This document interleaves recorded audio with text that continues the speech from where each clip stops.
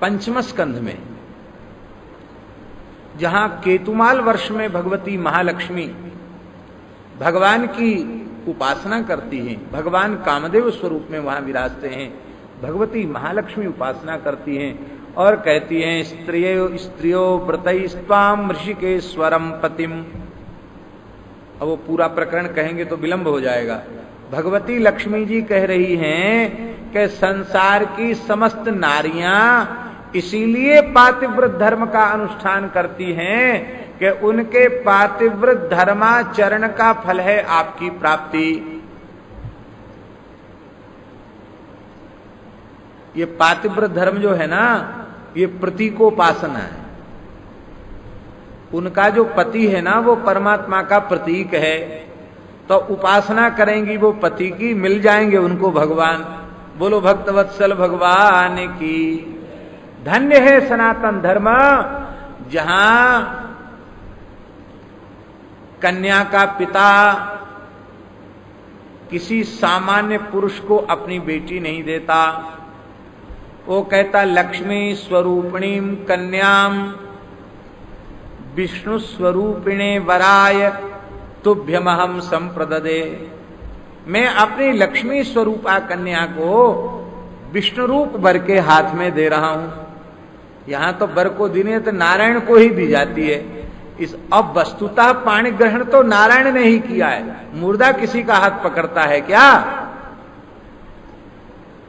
शरीरी नारायण है, पाणी ग्रहण तो उन्हीं ने किया है। तो बोलो, अब हम आपसे ही पूछ रहे हैं, फैसला आपके ही पास है, सच्चा जालंधर कौन है? वो बाहरी आकार प्रकार जो है शरीर, वो सच्चा जालंधर है कि उस जालंधर के भीतर जो जालंधर बैठा हुआ वो सच्चा है? वो कौन सच्चा है बताओ? हैं? सब लोग सत्संगी हैं, पढ़े लिखे हैं, सच्चा जालंधर कौन है? भगवान ही है ना।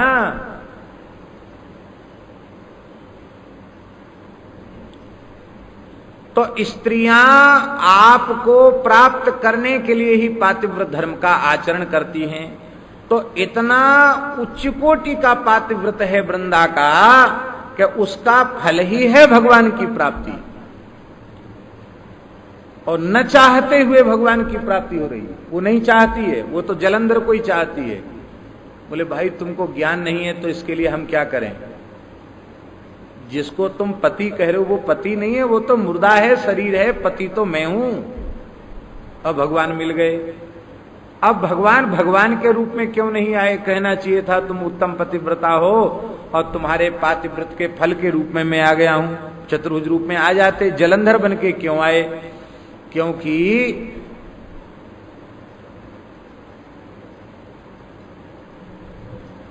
है तो थोड़ी हल्की सी बात, लेकिन कह देते हैं। हमने अब तक कही नहीं है, पहली बार कह रहे हैं। और कह भी इसलिए रहे हैं कि एक बार महाराज जी की वाणी से सुनी थी, इसलिए कह रहे हैं। एक मुसलमान युवक थे, युवक युवती, लैला मजनू, उनके इतिहास बड़े प्रसिद्ध हैं। तो कहते हैं कि वो मजनू जो था वो लैला को बहुत अधिक चाहता था, तो उसके विशुद्ध प्रेम पर रीझ करके खुदा अल्लाह ताला वो आ गया। वो आंख मूंद के पड़ा था कि अब मैं तो आंख तभी खोलूंगा जब लैला आके मुझे कहेगी कि आंख खोलो, मेरा दर्शन करो, तब आंख खोलूंगा, नहीं तो खोलूंगा ही नहीं। बिना खाए पिए पड़ा था एकदम। खुदा को दया आ गई, वो आया। भले ही बात झूठी हो पर सुनने योग्य बात। तो कहा आंख खोलो, मेरा दर्शन करो। कौन हो तुम? बोले तुम्हारे इस प्रेम को देखकर मैं रीझ गया हूं और वस्तुतः उसका परिणाम तो मेरी प्राप्ति ही है, मेरा दर्शन कर लो। बोले तुम हो कौन, पहले अपना परिचय दो। बोले मैं इस पूरे मुल्क का, इस पूरी दुनिया का सर्वेश्वर, शाहंशाह, अल्लाह ताला हूं, खुदा हूं।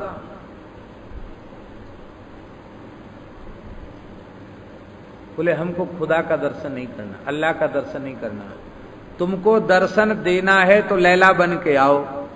बोलो भक्तवत्सल भगवान की, लैला बन के आओ तो दर्शन करूंगा, नहीं तो दर्शन नहीं करूंगा। तो हमने ऐसा सुना है कि खुदा ने उसको लैला बन के दर्शन दिया। प्रेम तो ऐसा ही होता है, तो उसका प्रेम तो ऐसा ही है, वो भगवान के भी लिए आंख फेर लेगी। तो भगवान ने कहा कोई बात नहीं, जो रूप तुम्हें अभीष्ट है हम उसी में आते हैं, क्योंकि सर्वगत सर्वरूप और सर्वमय तो मैं ही हूं। इसलिए भगवान तो चाहे जिस वेश में आ जाएं, भगवान को क्या कमी। भगवान जलंधर के वेश में आ गए। युद्ध में शत्रु का कवच तोड़ना पड़ता है, ये भाव हम करपात्री जी महाराज का दे रहे हैं। उनके एक प्रवचन में कैसेट में सुना था। बोले युद्ध में एक ही कर्तव्य है योद्धा का कि शत्रु के कवच को तोड़े। तो जलंधर का सुदृढ़ कवच वृंदा का पातिव्रत बन रहा था, तो भगवान ने कोई दोष नहीं किया, भगवान ने तो कवच भंग किया है। वो धर्म ही अधर्म का कवच बन रहा था, तो जो धर्म अधर्म का कवच बने उस धर्म को भी नष्ट कर देना परमात्मा का कर्तव्य है। इसलिए वो भी भगवान का दोष नहीं है, हैं? हाँ, उसमें भी भगवान का दोष नहीं है बिल्कुल भी। अच्छा, अब जब उसको पता चला कि ये तो जलंधर नहीं, ये तो नारायण है, तो वो नाराज हो गई, प्रसन्न नहीं हुई, भगवत प्राप्ति से प्रसन्नता नहीं हुई। बोली अरे वो निर्दयी पाषाण हृदय, तुम्हारे हृदय में दया नहीं है, मैं क्षति हूं, श्राप देती हूं, पाषाण बन जाओ। भगवान बोले प्रेम में डांट फटकार मार गाली सब खाई जाती है, हमने तो प्रेम कर लिया तुमसे, अब तुम चाहे मारो डांटो फटकारो कुछ करो, हमें सब स्वीकार है, हम छोड़ेंगे फिर भी तुमको नहीं। मैं शालिग्राम रूप में रहूंगा तो तुम तुलसी बनकर निरंतर मेरी सेवा में उपस्थित रहोगे। हमारे यहां साधुओं में कहावत है, 4 प्रहर 64 घड़ी ठाकुर के ऊपर ठकुरानी चढ़ी। बोलो भक्तवत्सल भगवान की। ठाकुर शालिग्राम जी, ठकुरानी तुलसी चढ़ी। हम लोग उतना ध्यान नहीं रखते हैं, वैसे विधि यह है शालिग्राम पूजन के समय तुलसी से अर्चन तो करना ही चाहिए। तुलसी दल को चंदन में डुबा करके और उनको अर्पित कर देना चाहिए, पर्याप्त चंदन में डुबा के। वो इसलिए कि चंदन के सहारे तुलसी उनके चिपक जाएगी, छूटेगी नहीं। भगवान से तुलसी का वियोग नहीं होना चाहिए। तुलसी अलग। एक महात्मा कहते थे पुजारी श्री रामचंद्र दास जी, और ये बोले भाई शालिग्राम जी को चंदन में तुलसी चिपका के रखो, क्यों? बोले उनका तुलसी अलग होती सिर दर्द होने लग जाएगा, फिर अर्चक की उठापटक होने लग जाएगी। बोलो भक्तवत्सल भगवान की। अब हमारे ठाकुर जी की बात तो हम आपको बता देते हैं। कई जगह तुलसी की अनुपलब्धता जैसी भी हो जाती है शीतकाल में, तो अपने राम तो चंदन जब घिसते हैं ठाकुर जी का, तो तुलसी का एक काष्ठ भी घिस लेते हैं, तो वो चंदन के साथ ही तुलसी रहती है। अब भगवान का वियोग कैसे होगा? बोलो भक्तवत्सल भगवान की जय। तो भगवान ने यहां भी कोई कमी नहीं की। भगवान ने आज तक तुलसी को इतना पावन इतना पूज्य बना दिया कि पद्म पुराण में लिखा है, या दृष्टा निखिलाघ संघ समनी, या दृष्टा निखिलाघ संघ शमनी, स्पृष्टा बपुष्पावनी रोगाणाम अभिवंदिता, निरसनी सिक्तांतकत्रासिनी,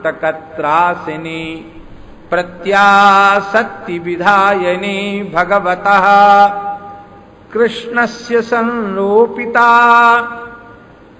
न्यस्ता तच्चरणे विमुक्ति फलदा तस्यै तुलस्यै नमः। ऐसी तुलसी जी को बारंबार प्रणाम है। कैसी तुलसी?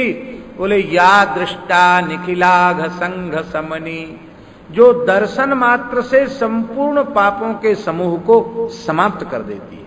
तुलसी के दर्शन से। स्पृष्टा बपुष्पावनी, स्पर्श से जो शरीर को पवित्र कर देती है। इसलिए बिना तुलसी धारण के भगवत विग्रह के स्पर्श का निषेध शास्त्रों में किया गया है।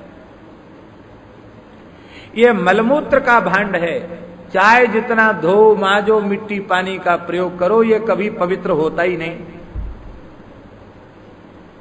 आप तो अच्छी प्रकार से जानते हैं, सारा मल निकल जाए तो आदमी जीवित रहेगा? ये प्राण मल के ऊपर टिके हुए। आप सोचो, मल भरा हुआ है भीतर। इसलिए तुलसी धारण करके ही भगवान के सेवा का अधिकार उसे मिलता है। इसलिए जहां जिस परंपरा में लोग निरंतर तुलसी धारण नहीं करते, वे भी भगवान के अर्चन पूजन के समय तुलसी धारण कर लेते हैं। बिना तुलसी धारण के भगवान के विग्रह को छूना मना है।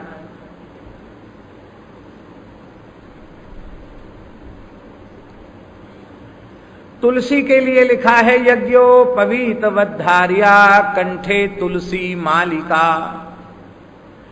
क्षणार्धम तद्विहीनोपि विष्णुद्रोही भवे नरः। स्कंद पुराण का वचन है। कहते हैं जैसे द्विजाति को प्रतिज्ञा पूर्वक यज्ञोपवीत धारण करना चाहिए, ऐसे ही वैष्णव मात्र को तुलसी प्रतिज्ञा पूर्वक धारण करनी चाहिए। आधे क्षण के लिए तुलसी कंठ से रहित हो जाए तो विष्णुद्रोही भवे नरः, भगवत द्रोही के तुल्य हो जाता है। तुलसी भगवान को अत्यंत अत्यंत प्रिय है। बोले भाई तुलसी धारण करेंगे, फिर मलमूत्र त्याग करेंगे, स्नान करेंगे, तुलसी का जल पैर में जाएगा तो कितना अपराध होगा? ठीक है, तर्क बिल्कुल अच्छा है। अब हम एक बात आपसे पूछते हैं, खेमका जी इसका उत्तर ठीक से देंगे, क्योंकि ये काशी में विराजते भी हैं और धर्मशास्त्र का भी इनको भगवत कृपा से बोध है। हम लोग यज्ञोपवीत धारी हैं। यज्ञोपवीत के 9 तंतुओं में 9 देवताओं का आवाहन होता है। 9वें तंतु में विश्वेशाम देवानाम आवाहने विनियोगा, विश्वान देवान आवाहयामि स्थापयामि पूजयामि। 9वें तंतु में प्रथम तंतु अनिलम आवाहयामि, द्वितीय तंतु अग्निम आवाहयामि इत्यादि प्रकार से 9 तंतु। और ग्रंथि मध्य ब्रह्मांडम आवाहयामि, विष्णुम आवाहयामि, रुद्रम आवाहयामि। अब बोलो, यज्ञोपवीत में तो ब्रह्मा विष्णु महेश तीनों हैं, 8 तंतुओं में सब देवता, 9वें में संपूर्ण देवता हैं। उसका पानी तो बिल्कुल पैर में नहीं जाना चाहिए। अब बोलो, नहाते हो तो यज्ञोपवीत का पानी पैर में जाता है कि नहीं जाता है? बोलो।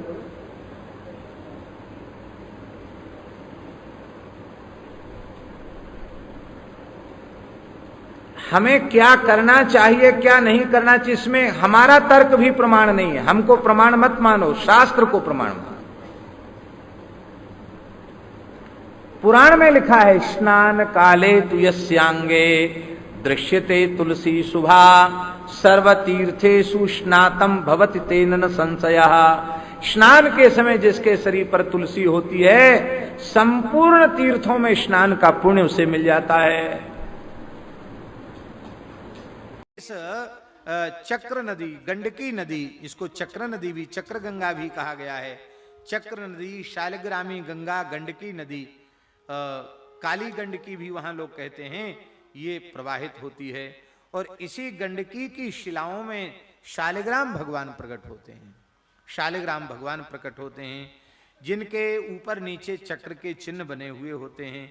ऐसी चक्रांकिता नदी शालिग्रामी गंडकी नदी वहां प्रवाहित होती है। ये पूरा का पूरा क्षेत्र मुक्ति नारायण का क्षेत्र कहा जाता है। मुक्ति नारायण भगवान की जय, श्री शालिग्रामी गंगा की जय। और आज भी महाराज जी शालिग्राम भगवान के स्वरूप में दिव्य दिव्य स्वरूप प्राप्त होते हैं। किसी सामान्य अशुचि प्रदेश में भी भगवान शालिग्राम विराजमान हुए तो वो तीर्थ पवित्र हो जाता है। 12 शालिग्राम के स्वरूप भी जहां विराजमान होते हैं वहां 1 योजन की भूमि तीर्थ बन जाती है। 1 योजन माने 4 कोस तक तीर्थ हो जाता है।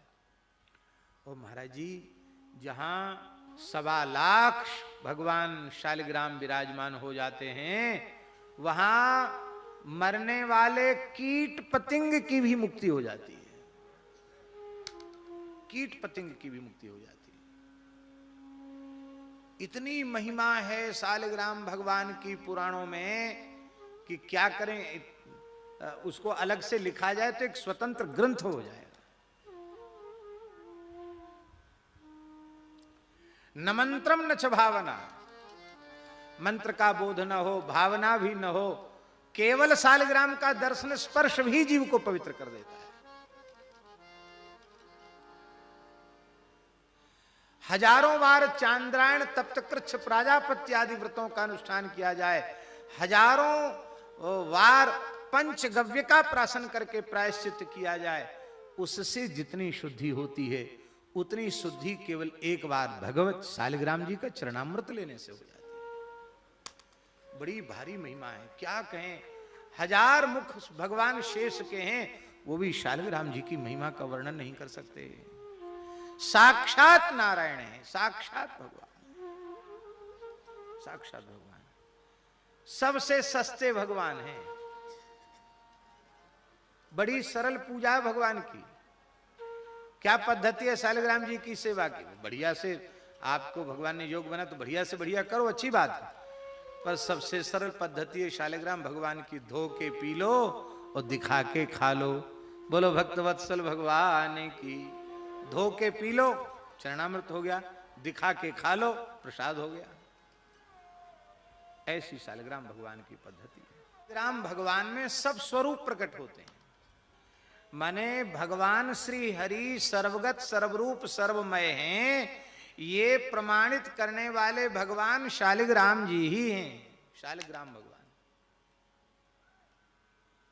आप जो चाहोगे वो मिल जाएंगे उनमें। आप सोचो, शालिग्राम जी तो नारायण है ना, उनमें शिव जी भी मिल जाएंगे। अभी जो पद्म पुराण का पाठ चल रहा उसमें शालिग्रामोद्भव लिंग की बड़ी महिमा का वर्णन किया गया। शालिग्राम में शिवलिंग, वो हरिहरात्मक स्वरूप है। हमारे मन में था कैसे होते होंगे शालिग्राम स्वरूप, शालिग्राम लिंग कैसे होते होंगे। श्री ठाकुर जी की अतिशय कृपा से मुक्ति नारायण जाने का सौभाग्य मिला, गंडकी में स्नान का अवसर मिला, तो दास ने भी गंडकी जी से प्रार्थना की कि अपनी इच्छा से हम गोता लगाते हैं, कोई स्वरूप हमें भी आप कृपा करके देवें। तो एक स्वरूप आए, सेवा में विराजमान है शालिग्राम भगवान वो, लेकिन साक्षात पूरा शिवलिंग बना हुआ है। जलहरी, ऊपर से पिंडी, चक्र का चिन्ह सब। तो शालिग्रामोद्भव लिंग हैं साक्षात भगवान नारायण। एक स्वरूप विराजमान है जिसमें साक्षात गणपति। आप दर्शन करेंगे सीधे गणेश जी का दर्शन आपको होगा।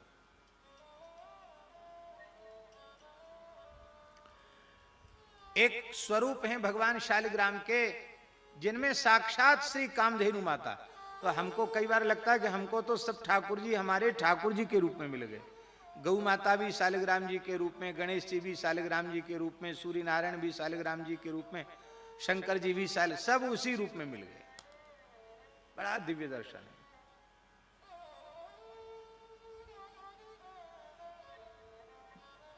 वो भी शालिग्राम जी जो कामधेनु स्वरूप हैं, वो भी बड़ी कृपा करके पधारे।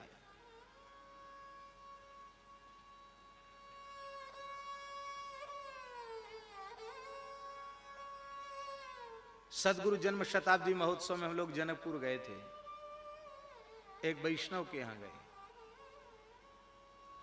उन्होंने इतिहास बताया, बोले महाराज जी हमारे यहाँ ठाकुर जी हैं, लगभग एक महात्मा के यहाँ 300-400 वर्ष तक उनकी परंपरा में वो स्वरूप पूजित हुए, और वो स्वरूप जो उन महात्मा के यहाँ करीब 400 वर्ष तक पूजित होते चले आ रहे थे, वो वृद्ध संत ने अपने माने वृद्ध थे, उनकी सेवा इन लोगों ने की, प्रसन्न होकर वो ठाकुर जी दे दिए। तो बोले वो हमारे यहाँ के सबसे प्राचीन भगवान शालिग्राम हैं, उनका दर्शन आपको कराना चाहते हैं। कराओ दर्शन। दर्शन किया। हमने भी ऐसा स्वरूप आज तक देखा नहीं था, उनको पता नहीं था कौन स्वरूप है। हमने देखा ना कि तो कामधेनु स्वरूप है, तो बस हम दर्शन करके आए और बैठ गए। मन में कोई संकल्प भी नहीं। वो पता नहीं क्या हो गया, वो सब परिवार के लोग बोले कि ठाकुर जी बार बार बोल रहे हैं कि महाराज जी को हमको दे दो। एकदम विफल होकर के बोले। मैंने कहा इतनी पुरानी सेवा सैकड़ों वर्ष से संतों के यहाँ होती आई, आपके घर के ठाकुर जी हैं, ऐसे मत दो, हम तो यात्रा में ही रहते हैं। नहीं नहीं ठाकुर जी तो आपके साथ ही जाएंगे। हठात वो ठाकुर जी को वस्त्र में लेकर तुलसी जल पधरा के हमको दे दिया। उन्होंने महात्माओं की वस्तु महात्माओं को दे दी। विराज रहे, चारों थन गौ माता के बने हुए हैं, और उनके आधार में गौ माता के खुर का चिन्ह बना हुआ है। ये बात हम इसलिए कह रहे हैं कि शालिग्राम जी में सब कुछ विराजमान है। साक्षात परमात्मा है भगवान शालिग्राम। चाहे जितना भयंकर कलिकाल आ जाए, हरिनाम की महिमा कम नहीं होगी, शालिग्राम जी की महिमा कम नहीं होगी, तुलसी जी की महिमा कम नहीं होगी, और श्री गंगा जी की महिमा कम नहीं होगी।